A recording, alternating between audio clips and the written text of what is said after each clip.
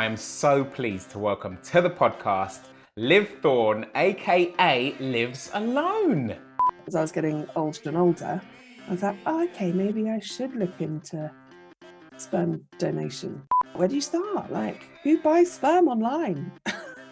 Add to basket. Well, actually, even worse, Nigel, it's add to pram. The icon, the bar, I'm not kidding. It was really hard, but once I'd made that decision, I was really happy with that decision. And actually, Herb can meet the donor. But now he's 4.5. We talk about it all the time. He knows he doesn't have a dad. He has a donor. My parents died when I was a teenager, so he sort of says, why don't you have a dad? Obviously, I think about father figures for Herb a lot. And actually, I'm not sure that it's a father figure that I need him to know about so much as know that everyone around him love him.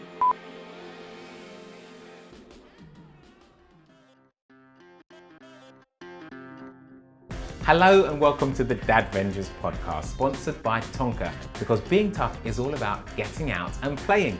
My name's Nigel Clark and I'm founder of Dadvengers and host of this wonderful parenting podcast where we explore different aspects of parenting and hone in on the dad point of view. But it's not just about the dads.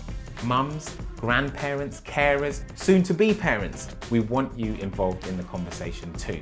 So wherever you're listening to this podcast, please subscribe. It's so important because we can only continue to have important conversations like this if we can prove you're out there listening, and subscribing is the best way to let us know. So let's talk, let's laugh, let's share the things we find difficult and become the type of dads we really want to be. This week's guest is an inspirational mum. Having always wanted to be a parent, she decided to take the leap and become a solo mum. She saw a donor and had an amazing little boy, and she isn't scared to share her highs and lows in her parenting journey on social media and in her book. I am so pleased to welcome to the podcast Liv Thorne, aka Livsalone. Hello. I'm very happy to be called inspirational. You are inspirational. I'm here for that. You are totally inspirational. Okay, I'll take it. The thing is, right, there will be there will be people out there who want to be parents. Yes. Who will take inspiration from what you've done. You will give them the inspiration to say, you know what, I'm going to take the step like Liv did. Yeah, okay, I'll take it. I'm inspirational.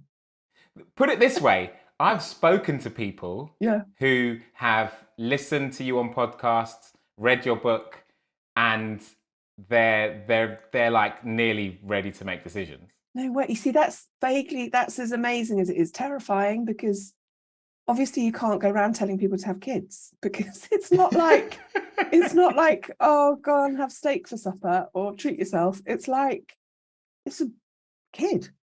So totally. I love that, because that's why I talk about it, so that people don't feel that it's something entirely alien to them or something so far out of their reach that they can't make it happen for them if that's the journey they need to go down.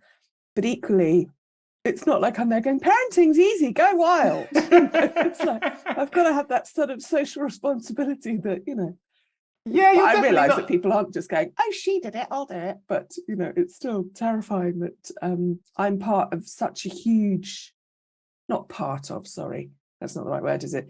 Like you say, tangible thought process in someone's decision.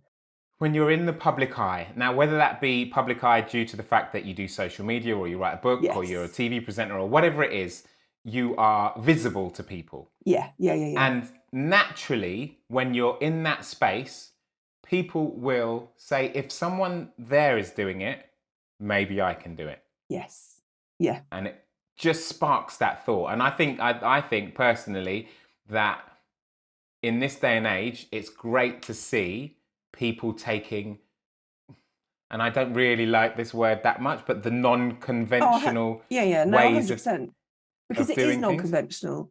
And I agree, I hate saying that because it's a bit trite, but actually we still grew up in a time where it was mum and dad and 2.4 children. So still we're of that generation where anything different to that norm is different to that norm. And therefore, yeah, as hideous and sort of Instagrammy those, non-traditional journey words are, they're kind of true. And I'm hoping that they're not true in the next generation, where it's not deemed quite so wild to do something that is slightly out of the norm. The thing is, I have so many hopes for the next generation, and I think I know I've got too many for them. The poor kids, man. I tell you, you're like, sorry, I've got another hope for you. Yeah, exactly. But I think Dadvengers and what the whole thing that we've set up here is part of that. It's about supporting parents, providing views on other things so that they can educate their kids and be there for their kids and just provide a space where their kids can be hopefully better than we are. I know. No, and also I think it's really important that dads have that space too, because I'm so aware of how mum-centric parenting is, which I realise is ridiculous coming from me because there is no dad in the equation, but it must feel odd when there are men thinking, I'm finding it really hard too, but it's often focused on the mum. What I love about that and what you've just said is maybe, and this is just me spitballing at this moment. Love it, go for it. Maybe the fact that you haven't got a man in your life means that you're a little bit more hypersensitive to wanting and needing it. And when I say wanting and needing it, I mean making sure that Herb can see different aspects of parenting. Yeah.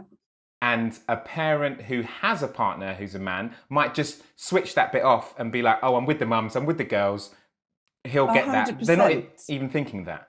I think I do see sometimes the other side of my friends' relationships because of that, because I am both hats, and which is great, as much as it's hard and stuff. It is, it means that I can't let anyone else down, well, apart from Herb, obviously, but in a relationship.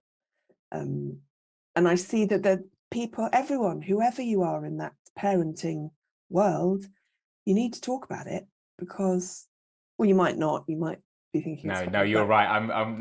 You do. I needed to talk about, there are things that just blew my mind that I hadn't thought of before I was a parent.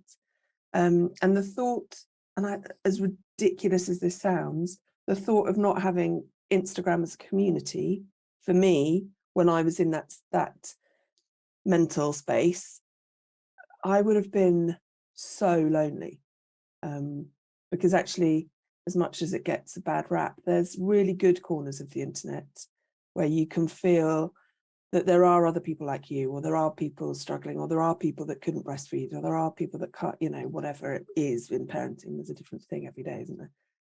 And you don't feel as alone, which is wild to say that about the internet. Did you find then, during the process, did you find people online that you could talk to and supported you and gave you advice, or you saw written pieces? Yeah, not so much at the beginning, which is why I decided to write about it and stuff, because I figured there must be other people like me. I'm not that special that I was the only person in the world, you're like, for the love of God. So yeah, I figured there must be other people. And so that's why I wanted to talk about it. So when there were, they'd find another voice, just talking about it really candidly. And whilst I've got boundaries, I am very open about everything. There are some things I don't talk about, but equally I made that decision to be as open as I can be, so that people see the whole thing, and it's not just, oh, isn't he a nice kid? Because he's cool, but kids often are, but they're also really hard. Yeah, they are. We're going to get into all of that. I'm here for what you're doing as well. I'm here for the fact that you're opening the world of being a donor parent up, so that other people can have access to the knowledge. That's all I want is access. I don't want people to think that it's all shiny and great and, but to have access to what it is like is what I want to achieve. That's why I wrote the book. That's why I have the blog. Nice. Very, very good.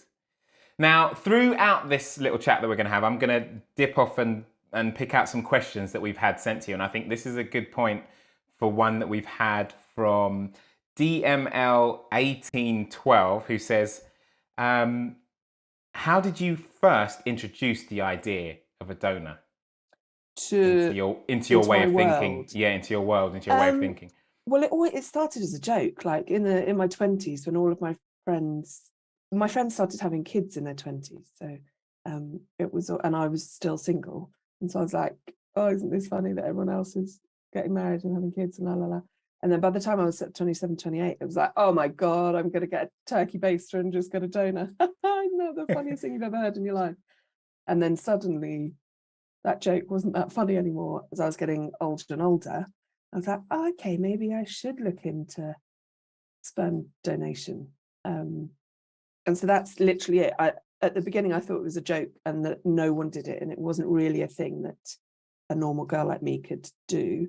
And then I was like, I've got to look into this actually, because I really want to be a mum and nothing else is happening. So do you remember that first time that you did that? The first time you went online? Yeah, because beforehand I'd acknowledged it in my, when something's hard and you acknowledge it in your head, but you don't really look over the parapet because it's just too terrifying. Scary. Yeah. And so I kept acknowledging it and then was like, no. And then another friend would have a baby and I'd be like, oh God. And then another friend would have a baby. And it gets to the stage where, as opposed to being thrilled for your friends, you become really selfish about your emotions, and it's all about you. Them being pregnant is all about your sadness, which is a really way to live.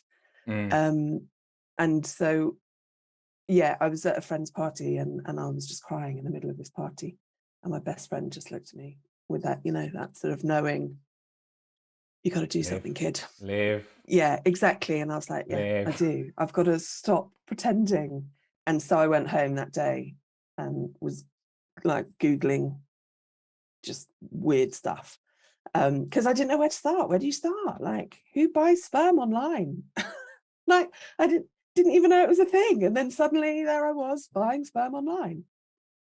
Literally, I didn't know it was a thing until I started following your journey. And then I was like, oh, wow. It's literally an add to basket online e-commerce shopping experience. Add to basket? Well, actually, even worse, Nigel, it's add to pram. The icon, the bar, I'm not kidding. I'm not kidding. The basket icon was a pram. Yeah. Oh my days. Like, I don't know whether that's horrific or genius. It's a little bit of both, isn't it? Isn't it? Because it's a bit sinister. And also it's a bit sort of jovial for something so epic. It is epic. Yeah. How did you know that you were ready at that time? Apart from the crying. How did you know you were ready to be a parent? Like, yeah, this is exactly it. Yeah, I think that's just a thing that, and again, my friends have had children from us being quite young, and my brothers and sisters much older than me. So I've been an auntie since I was 12. So there's always been kids in my life, and people have always said, you're never ready. Like, you're never ready. And I kind of knew that. And that was a bit hiding behind the parapet again, like, well, I'm not ready. I'm only 37 and I'm single. And then suddenly it's like, I'm 37 and I'm single. I've kind of got to be ready. Who's ready? No one's ready. No one's ever ready. No one's ever ready. And I dare say I probably wasn't. But equally, I had to throw myself out there at that stage, or I wouldn't have done it, or my body wouldn't have allowed me, because I was going, oh, that's the sad fact of nature, is as women, we've only got a finite amount of time. And that could be that I could get pregnant at 46, but I didn't want to keep risking that. So, I started there and then. But yeah, I don't know. I don't think I'm ready now. And he's 4.5. Like, are you kidding? I have no idea what's happening on a day-to-day basis. Just take it day by day.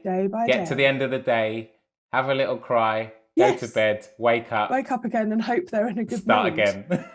Hope they're in a good mood and hope school is open. Just like, there you go. Yeah.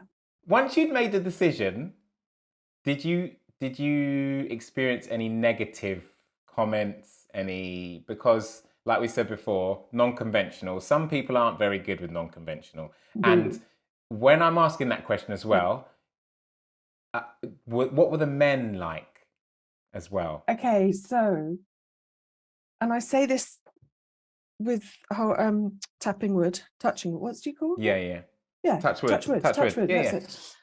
I've never had a troll or anyone say anything unpleasant or unkind to me, except for there was once an article, I was promoting a book in the Daily Mail. Oh, lovely paper. Deliberately, like I had a real issue with my publisher. They said, we've got you this spread in the Daily Mail, and I was like, I don't want to do it.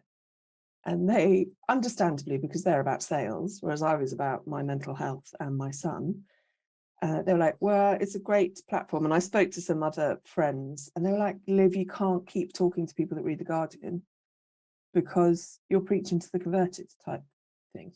Not necessarily The Guardian, but you know what I mean. I know what you mean. Not the Daily Mail.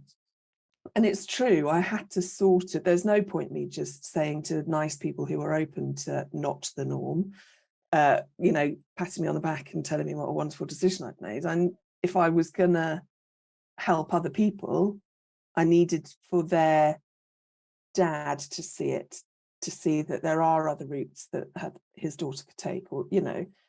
And so, yeah, and of course, I didn't look in the comment section on the Daily Mail because I'm not an idiot. But weirdly, people sent me screenshots of it. Like, why would you put that in my life? But anyway, so that's the only time. But that's understandable. I knew that was going to happen.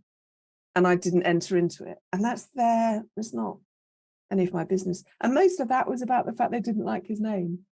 It wasn't about anything else. You're like, what's that got to do with anything? You're absolutely insane.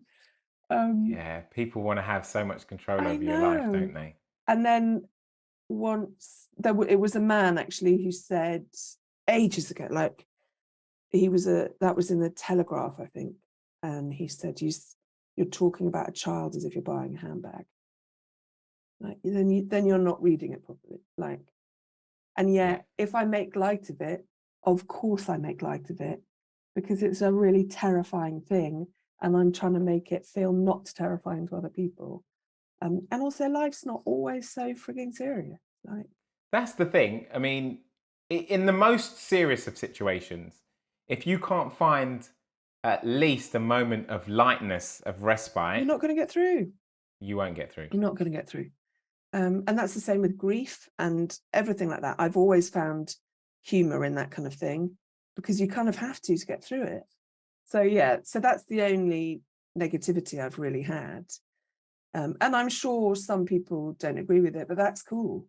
Like, I possibly don't agree with some things they do. That's how the world kind of turns. But as long as you're not projecting any crap into my world, have a lovely day, you know. So yeah, I've been really lucky. But when I've been speaking to male friends about it, their main reaction is they get giggly because when you talk about sperm, men are just like, you know, like, oh. Yeah. And I think it's because in the UK especially, I don't know anywhere else, but we don't talk about things like that. Like, women talk about smear tests a bit now, but not so much. We talk about periods more than we did, you know, whereas men don't ever really talk about that sort of thing. And you'd never say about whether your sperm motility is good because you wouldn't know, because it's unlikely that you've ever had it tested. So whenever you mention sperm to men, it's always a bit like, ooh, as if you're being really naughty. I can totally see that because it would be like going back to school. It's like going back to school when you first start talking in school about, you know, reproduction or this or that. They all get giggly, everyone in the class, boys and girls. And it all gets silly because we're a little bit embarrassed. We're a little bit like, 100%. oh, should we be talking about this? But then we never get past that. No, I know. And I think maybe women being more... I think men stop making talking broad about strokes. it then. Yeah, making broad strokes. Oh, well, you kind of have to because... Yeah. You kind of have to. Yeah, so men aren't talking about that ever again afterwards. No. And where women might start talking with in a little girl group or whatever, they'll start discussing things and talking about things. And we but kind we of have don't. to, because things like periods, are visible and they happen every month. Whereas men don't have anything like that to keep the conversation going. So yeah, suddenly this 35-year-old woman coming up to them talking about spying sperm, you know, they don't quite, and that I get it, because like, as you say, it's not, I mean, it's not that you need to have the conversation about it either, unless you have fertility issues. That's the only reason that you'd probably have your sperm checked or whatever, because it's not a health issue. So yeah, that's generally the sort of giggly moment. Yeah, I can see that. I can totally see that. Yeah. When choosing your sperm, now I've heard you talk a little bit about this, and I just want to touch upon it now because lots of people won't have heard what I've heard. So, could you choose the person, the ethnicity, the everything? Yeah. So it's a bit like online dating in that respect, where you sort of filter down. But equally, you don't know what. Yeah, but equally, you don't know what you're looking for. Like, what is a good donor? If you don't have that element of falling in love with someone to then want to reproduce with them, what the fuck are you looking for? Like, I didn't know. Ethnicity, yeah, you can choose that. Again, I chose my ethnicity because I felt that was only right. I think it would have been a very odd decision not to. Well, if you hadn't, then you've added another dimension, another element to the whole thing, where you're like, hold on, I need to educate you about something I don't know as much about. I don't know about, like, because that's never been my history, or, you know, I didn't have the right to do that, really. I can see that. But equally, I find, like, all of these conversations I've had, I have to caveat with, and again, this is such an overused term now, and I'm aware, but it's true, it's really true, I think, in this case, of my privilege in the fact that I'm a white, able-bodied, middle-class girl. If I wasn't, and I was looking for a Black donor or an Asian donor, my choices would have been so heavily limited, like so small. And I don't know why that is. I don't know whether, because my sperm bank was in Denmark, so I don't know if the cultural split there is, you know, I don't know why, but I do know that I had much more choices, and I could afford to do it. Well, to a point. I couldn't really, you know, I had to remortgage and stuff, but I had a house to remortgage, you know.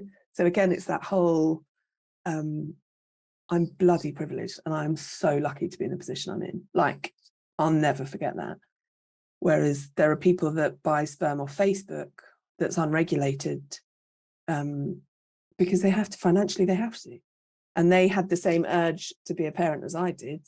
I had the options of doing it down the, in inverted commas, proper channels, you know, where it's heavily regulated for screening and that kind of thing. So yeah, so the sperm, choosing it was wild, because what are you looking for? And I'm the one that had masses to choose from. But weirdly now, interestingly, people DM me a lot now going, how did you choose? There's no one around, because Brexit has done something weird. I don't know, because I haven't looked into it, but apparently Brexit has affected the import of sperm to the UK from. Oh, wow. I know. Oh, wow. The duty on sperm. I know, or something. I don't know, but I know that some girl recently was quoted, and again, I don't know any of the ins and outs, so this is a very generic, but she was quoted £42,000 for sperm from Denmark to come over here. And to put it into context, mine was about, I can't really remember, but it was about £3,000 a straw. It's called a straw, which is so unfortunate. A straw of sperm. So yeah, mine was about £3,000 a straw, and they were being quoted £42,000 because there's Brexit and the pandemic. So obviously people couldn't go and donate, so there's much less there and all this sort of stuff. But yeah, it's wild. It's a currency. I'm in the wrong game here. Oh, you don't get that. You don't get it. Don't get me wrong. You can't go and think you're going to get 42 grand. You have to get something like 100 euros for donation. Wow. Yeah. The rest of it, it's a fertility industry. It's a business. Yeah. These people they know what they're doing. They're making money. A lot of it sounds like. A lot of it, and out of people's desperation. Often. Yeah. Which Capitalizing I really struggle with. Yeah. But that's the same in any medical, the drug companies that are, it's a whole bigger ball game of. That's another conversation. Of meanness. But no, it's a fertility industry and there is money to be made, but not from us. Yeah. So sorry, you can't go. Go and pay off your mortgage. I'll scratch that one off the list. I'll scratch that one off the list. I thought I'd get sorted in a couple of weekends. No, sorry. Couple of weekends, I'd be like debt free. Debt free. On a yacht in Cannes. I love it. No, sorry, hun. We are so happy to have Tonka as our sponsor this series.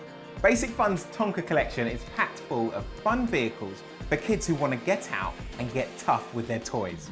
So dads, you've got no excuse. Grab that mighty steel classic truck. It's time to head to the sandpit for some tough play.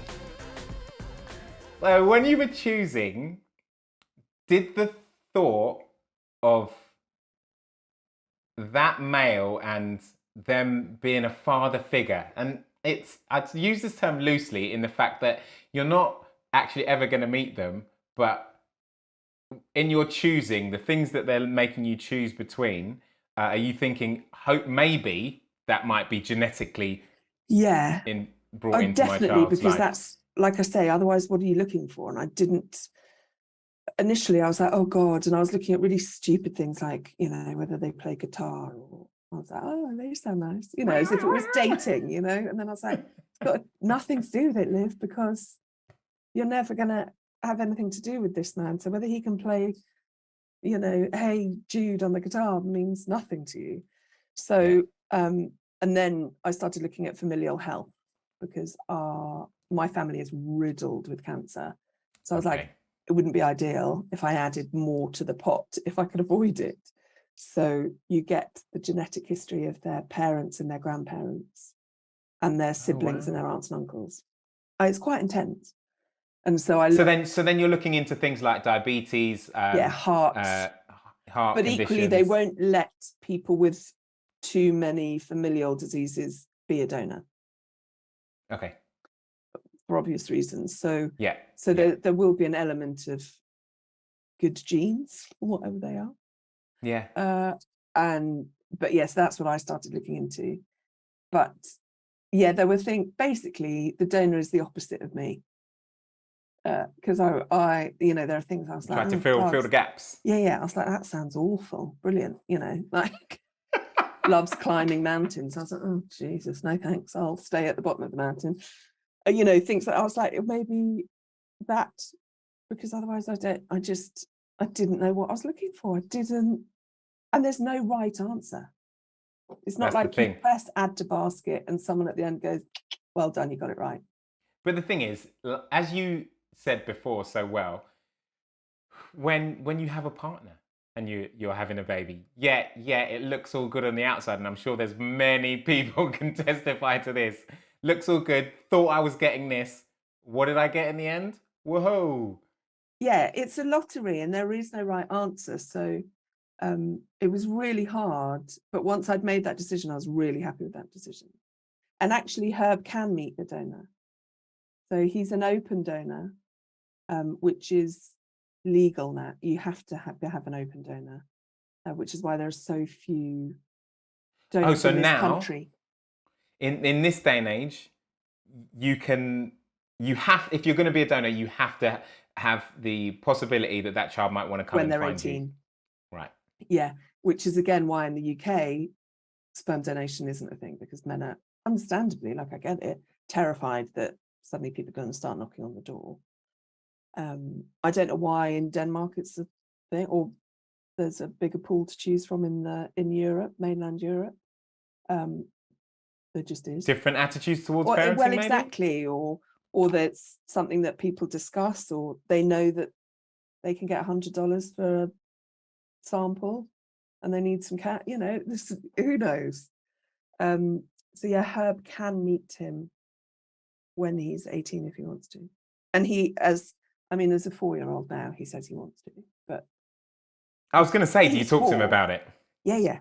Oh, absolutely, because it's not a dirty little secret to me. I don't ever want him to feel like there's something he doesn't understand, and we have adoption in our family. And again, with the same thing, we've been really open from day one about that, because we believed it.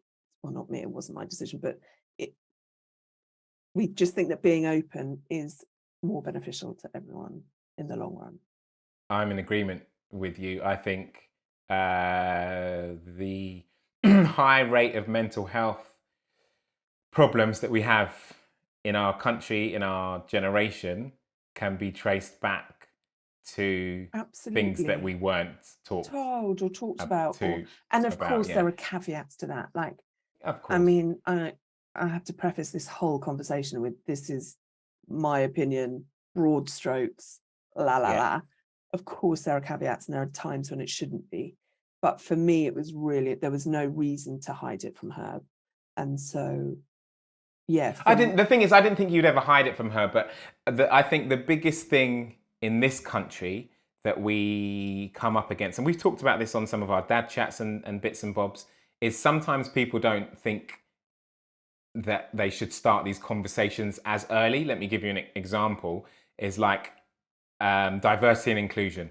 Some people don't want to start talking to their kids about Black people, Asian people at 2 and 3, or bringing out a book that's talking about that at, like, for a 6-month-old, and reading that stuff. It's confusing to them when they're 7. Well, exactly. I know this. Sorry.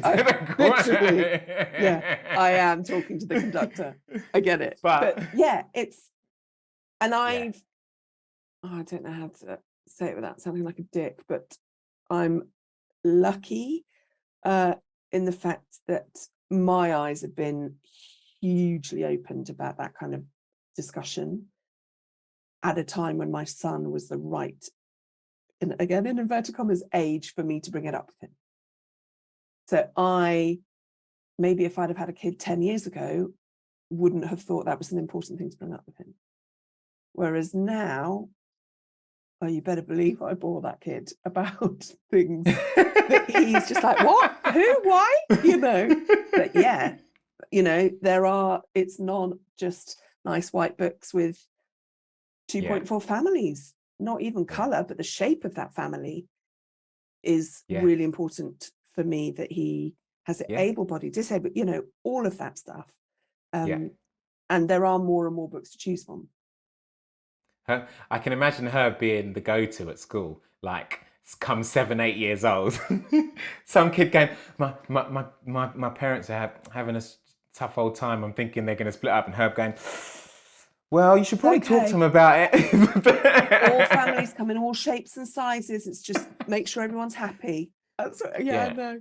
So that's why I wanted to speak to him from early as possible. And I changed the language from whatever he can pick up at the time. But now he's 4.5. We talk about it all the time. He knows he doesn't have a dad.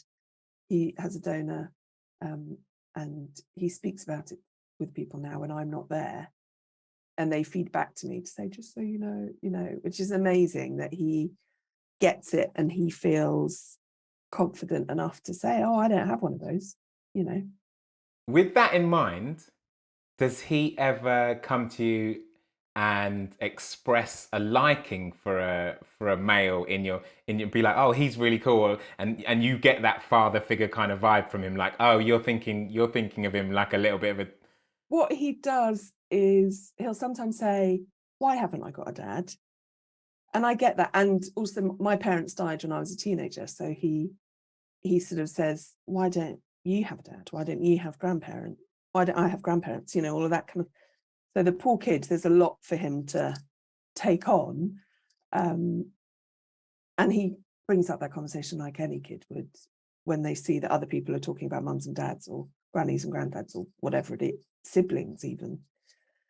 And yeah, when he sees, there's always the fun dad at the school gates or whatever, and you can see Herb's little eyes light up, but he's like that. But I think that's because not so much he sees it as, wouldn't it be fun to have a fun dad like that? It's more he's used to it being all women at the school gates. Right. And we're all there every day just being like, oh God, another day. Have you got your water bottle? Yeah, great. So when fun dad comes along, it's not necessarily that it's a dad, it's that it's different. It's something different. I think it's like, it might not be that. I may be giving him too, but I think that's what it is, because he doesn't know what it's like to have a dad, so he doesn't know what he's missing, again in inverted commas, because he doesn't know. Like I don't know what it's like to have a partner in a adult relationship with a child. So I don't know what I miss. I think I might know. But you have no. But I have no real idea, and I assume that's the same for him. But I may be making. I mean, I'm a parent. I make sweeping assumptions on behalf of my kid all the time. So who knows? Could be anything.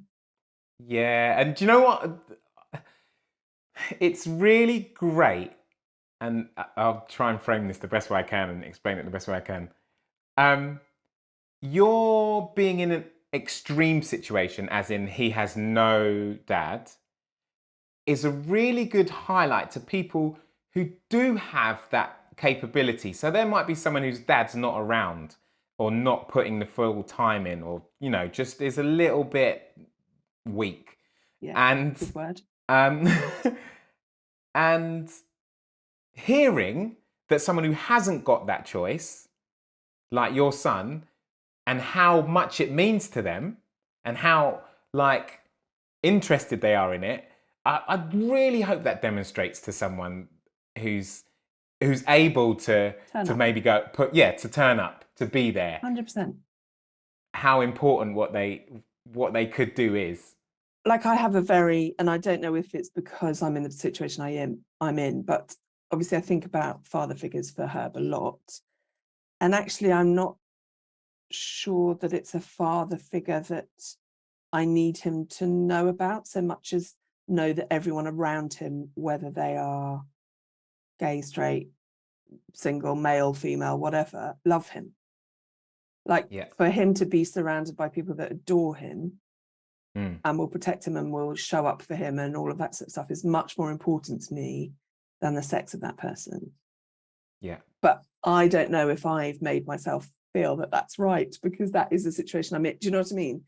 And of course he's got male figures in his life. Like he's got a horrific amount of godfather, like 5 godfathers, I think. I've got 2 brothers. He's got 5 male cousins. There are men in his life, just not a granddad or a dad. And he knows that, believe me, that kid knows how loved he is. And I don't think he cares whether that love is male or female, which to me is really important. Thank God. It is really, really important. Yeah. And I think now, to give listeners a little bit of context to this, when you were growing up, as you lost your parents at a fairly young age. Yeah. So I was 13 when dad died and 17 when mum died. So you had to find other people to talk to things about. 100%. So I think that's how that's, absolutely. That's how I wrap it up. Yeah, I don't know how to say it neatly either. But yeah, I think as long as you know you're loved and you know where you can go when you need to go somewhere, where other people would go to their parents for a Sunday roast or where, I don't know, whatever I assume people do when they have normal families. Yeah, as long as you know where you can go or who you can call, and that there are people, it doesn't matter what shape they come in. That doesn't mean it's not hard. That doesn't mean it's perfect. That doesn't mean, that is, again, quote unquote, the right way. But that's how I've had to grow up, and that's how Herb will as well. More power to you. I'm loving it. Do you worry about conversations everything. Worry about everything. But yeah, carry on. Do you worry about conversations that may have stereotypically in the past been conversations between man and boy, or may have been? So for you, But that's maybe tricky talking because to your I don't know what that is. right, exactly. This is what this So is what if I want to you, get into. yeah, like I don't know what that is because my dad died when I was 12, so I didn't have that. He wasn't my friend yet. Do you know what I mean? They're still your parent when they're that age, and you grow into friends as well when you're a bit older. I think. Again, I didn't have any, so I make such wild assumptions on things that I just assume. So yeah, I don't. It's really tricky. I don't know It because I is. don't know It totally is. like. What did you have those conversations? What did you Well, have no. with your dad? See, the thing is, with my dad, he was very much. My dad's the sort of dad I'd never became friends with till your 30s. Yeah. Okay. Do you know what I mean? Like they're very Caribbean, very Yes. standoffish, Yeah. Okay. very like, Man's children man. should be seen. Yeah, man's man, totally. Yeah. So So there were was there no. things that you wanted to talk to him about as the boy growing up that you felt like he wasn't there for you for? No, I didn't. And I don't think that's because maybe my mind wouldn't have gone that way, but I think maybe too early in my introduction to things, I was given the stereotypical, you'll be all right, don't worry, go on, Come on, kind of son. thing. Go on, you'll be all right. That Okay. kind of, they boost Yes. you with the confidence of, you'll be fine. Go, keep Don't worry going, about it. strong Yeah, lad, yeah. don't worry about it, all of that. Yeah. I think I probably fell into that way too early Okay. for me to Okay. then have gone, okay, I've got a question, can I come to you? Because I was like, no, I'll be all right. I'll be all right. I'm all I'll be right. all right. Dad said I'm all right. But yeah, Yeah. Okay. Yeah. So that's really tricky. But I don't know if now there are more things like your podcast where men are talking about emotions, life, parenting, whatever that they might not have done before, that Herb might feel he can talk to anyone. I mean, I hope he feels he can talk to me. I haven't grown up with a man and haven't been in a relationship with a man for 100 years. So I will have to call on people to answer those questions, I would have thought. But yeah, I'm hoping he says, Mum, can we speak to Uncle Stephen about this or Uncle Mike about that? Or, but I don't know. I don't know. Even if he had a dad, he might not. yeah, even if you had a dad, you might not. Even if you are a male talking to a male or a female talking, you might not have the answers anyway. Do you know what I mean? That's why I had to stop thinking so much about things like that, as to, again, back to what we spoke to about before, whether I was ready or whether there was so many bloody caveats or sliding doors moments, or that I could go down. And actually, you'd look at my parents when they had me, and they would have thought everything was going to be fine, but actually within 12 years they died. There are things that you don't know that are going to happen. You can plan as much as so I had to sort of take all the what if moments slightly out of it, as long as the main core of being a good parent and a good friend and was still there for her to fall back on. And again, to know he's loved. I just think for anyone, no matter who you're surrounded by, to know that you've got someone you can talk to. And that doesn't have to be your parent, that could be anyone. To know that there's someone you can ask anything to, or you can call in the night, at 2 o'clock in the morning when you're drunk and the police are knocking on the door or whatever. Do you know what I mean? As long as there's someone or some, I think that counts for a lot more than any of the other caveats we can put into place about parenting or perfect scenarios, or Yeah. I don't think there are any. No, there aren't any. I hope there aren't any. There aren't.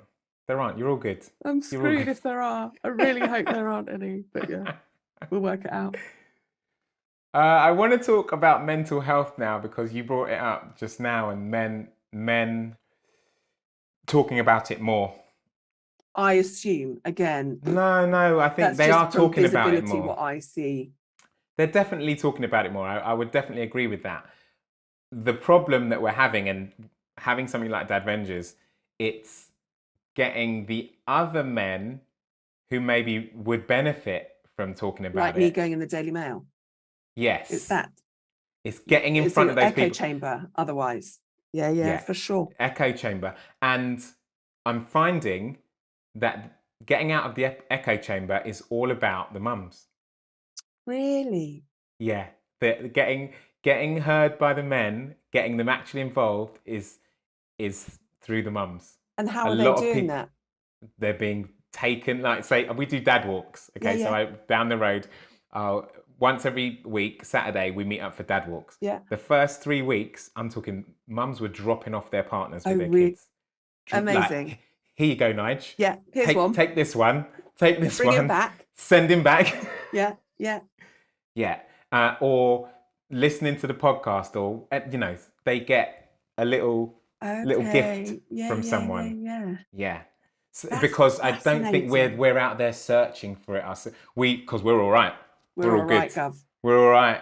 We're all right, lads. Yeah, We'll be fine. I'm not going to go looking for help because I'm all right. I'm all right. Yeah. I don't cry. I'm fine. That film didn't affect me.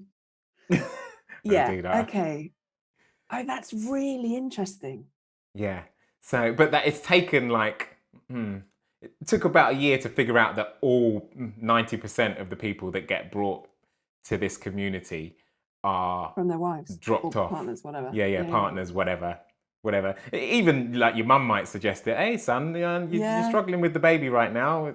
Check out Nige and Dadvengers. And pretty people good. like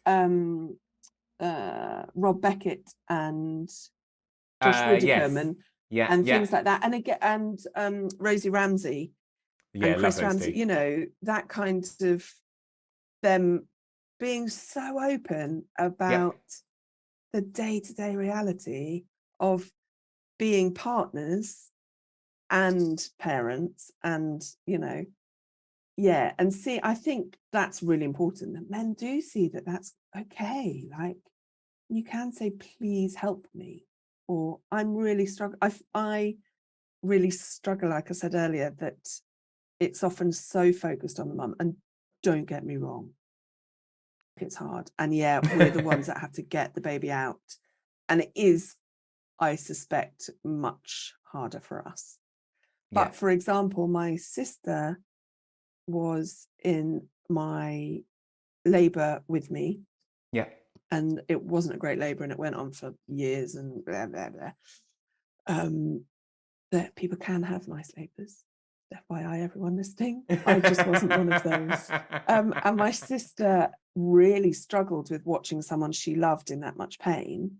And she left the ward and called her ex-husband to apologise, to say, I didn't give you enough credit for how awful that was for you. And I'm really sorry. And I think that's the thing is, it's for women, but men aren't sailing through that. And yes, everyone comes and they focus on the mum when the baby's born and things. And dad, you do this, you do, and all these things that I assume people are doing when there's a dad or father, whatever there. And that's freaking hard when they're broken too. You've highlighted something so important, because if a mum is going through something and has had a traumatic birth, or is feeling down afterwards, or feels like they're not bonding with the baby, all of the things that can happen, those things rub off on a man. And 100%. It doesn't matter whether they're feeling it as viscerally, intensely, 100%, or viscerally. I agree. They're still feeling something, and that leaves marks. Yeah, no, I really agree with that. And I know that's ridiculous fate coming from me, really, because there are no men in my life apart from my son. But I can really see how that would happen, how the focus of something so part of your partnership, the baby that you've created together, is just on one person. And don't get me wrong, I needed it. I needed all that attention. And I think if I'd have had a partner, I'd have really struggled with people giving him any. But I can see how that, and my sister saying that to me about calling her ex-husband to apologise, I was just like, Christ. Wow. And it's true. Good on her for doing it, though. Oh, absolutely. Well, she was standing there in floods of tears, because it had been going on for so long, and I was clearly, and I'm crap with pain. So I would have been really dramatic about it. And I suspect it was really boring and awful to watch because I'd have been so dramatic. But yeah, it really affected her. And she was just like, I have to tell him, because she'd had 3 children with him. And I think had thought he'd just sort of sailed through it. It was all fine. No, he didn't. And no, guess what? Never told you. And he's a really emotional man, you know. And yeah, I never thought to ask him how he was after the kids were born. Yeah. Do you look after your mental health? Not as much as I should. And like, weirdly, I didn't realize that my parents dying had affected me until I wrote the book, which is frigging ridiculous, because of course my parents dying when I was a teenager affected me. But I'd convinced myself so well for so long that it was fine, that I hadn't realized how it was impacting. Like, the reason I think I'm single is because I won't let people come near me because they could leave. You know, I don't want to go through that heartache again of someone I love leaving. You know, that, as far as I'm concerned, that's what people do. So I obviously started doing that when I was probably 18. And of course, my first boyfriend left me. Of course he did, because he was my first boyfriend. Like, that's what happens. But that was a year after my mum died. So, bam. So bam. And then that just kept happening. And then my grandparents died. And then my next boyfriend and I split up, you know, and there was that until I was like 22. People just kept leaving or dying or whatever. And so I now can see that I would never go on a second date. So you realised that after you wrote the book, when I was and then 42 years old. You realised I've never been on a second date. Never been on a second date. And I just didn't put 2 and 2 together about that's what I was doing until I read the book, till I wrote the book. And the publishers that said, start from the beginning and why you think you're in the position you're in. I was like, oh, I don't know that. And I was like, oh shit, maybe I do. Oh, this is awkward. The thing is, this is becoming a recurring thing. So we had Matt Edmondson, Radio 1 DJ, on the podcast, and he thought he was fine. His dad took his own life, and he thought he was fine with it. Thought he was cool with it. Totally fine. Fine, totally fine. Dad went to see a therapist. Suddenly all this stuff started coming out. We had another guest, Gary Anderson, who lost twins after they were born. 14 years, I'm all right. 14 years he was all right, supposedly. Then broke down and found out, oh, I'm not all right. I'm definitely not all right. Yeah, mine wasn't even through therapy. And I asked my sisters, because both my parents died because they were poorly, so we knew it was happening. It wasn't a tragic accident or anything. So we went through that kind of suspended, anticipated grief before they died. And Mum was in a hospice. And I said to my sisters, did the hospice not sort of offer me any psychological help? And this was back in the 90s, so things were a bit, and they were like, of course they did, Liv, but you convinced them you were okay. You were okay. And I was 17 years old. You know, and you're like, nuts. It's nuts. So no wonder I managed to convince myself I was okay for 20 years. And then you just begin to function like that. Yeah, I function. I could talk to you for ages and ages, but I need to ask some questions from the people who've sent some in. Okay, right. So I have got one here from Charlotte 27, who says, how much have you had to rely on support and help from friends and family? And is it more or less than what you expected? I absolutely could not have got through the first year without my family. So, for example, both my sisters were in the labour with me, and then they came home and stayed with me for 3 weeks, which I think is more support than most women with a partner would have. And they were both parents of like teenagers and 20-year-olds, so they were professional parents. And so I felt totally supported the whole time. And because my birth had gone on for so long and it was pretty traumatic, I don't know if I would have been as okay as I was so quickly. if they hadn't have been there to help me recover. And by recover, I mean sleep. Like that was that is what helped me. They would take the baby for a whole night to let me sleep for one night. Yeah, and which could recharge you for like 5 days. 100%. And still, I found parenthood for the first 6 months unbelievably tough. Like, I had no concept it would be that tough. It blindsided me entirely. And that is from something that I wanted so desperately. That blew my mind a bit, the sort of juxtaposition of wanting to be a mum so badly and it being so tough, and whether I'd made the wrong decision, you know. And of course I hadn't, but parenting's tough, and as much as you hear it, you don't know it until you're in it. So yeah, I rely on my friends and family all the time. I've got one here from someone. I'm going to leave them anon because they didn't want to be rude when they were asking the question. So I'm just going to leave them as anon. They asked, how do you cope financially? Honestly, okay, so I'm rubbish with money. I've always been rubbish with money. And I think that stems from being given money when my parents died and not being explained to what that money meant in real terms. It wasn't like millions of pounds or anything. No, but it was more than 1,000.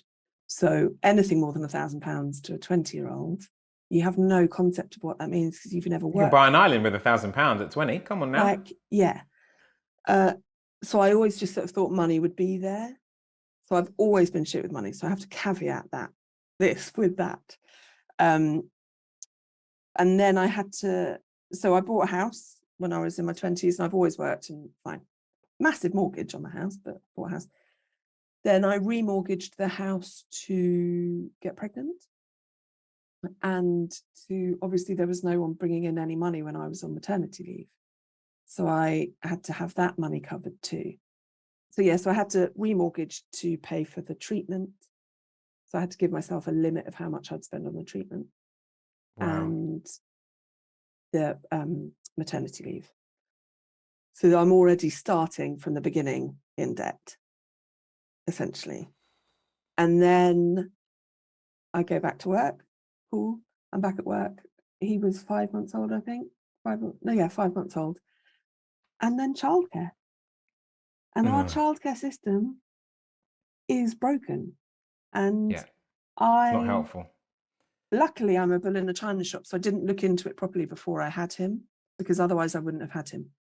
Because if I'd have looked into the logistics and the actual financial implications of it, I wouldn't have had him.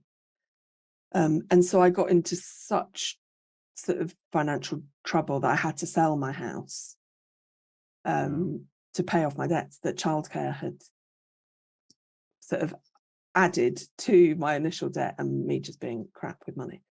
So there's a question we ask all of our guests, and you have to hear the question as well. And the question is this: if you could have a dad superpower, and I'm not saying a parenting superpower, a dad superpower, what would it be and why?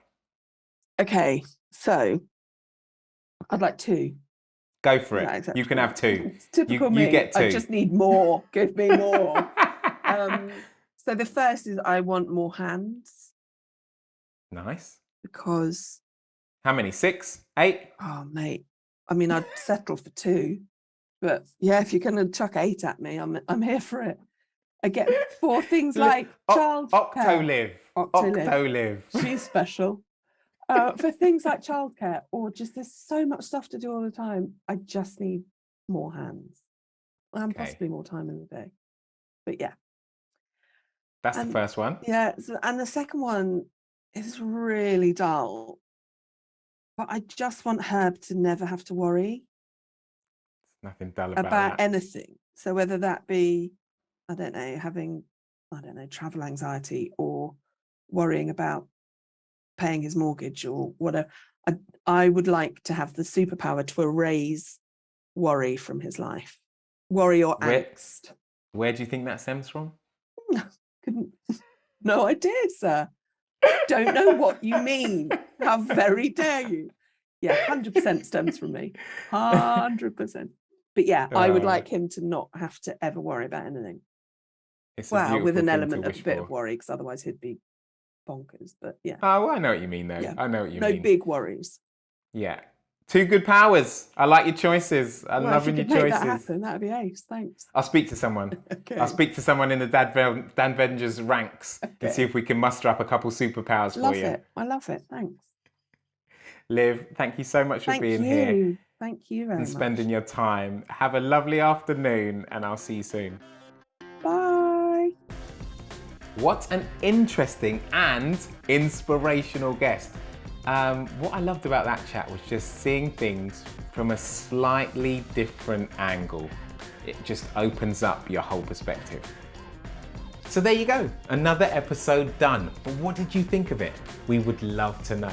Leave us a review or a comment on Apple Podcasts or on social media about this episode or the series as a whole. And don't forget, if you want to be first to hear brand new episodes, make sure you subscribe via your preferred podcast platform. To find out more about Dadvengers, make sure you head to our website, dadvengers.com, where there is information about our live chats, our dad walks, our blog posts, and more. We'll see you soon.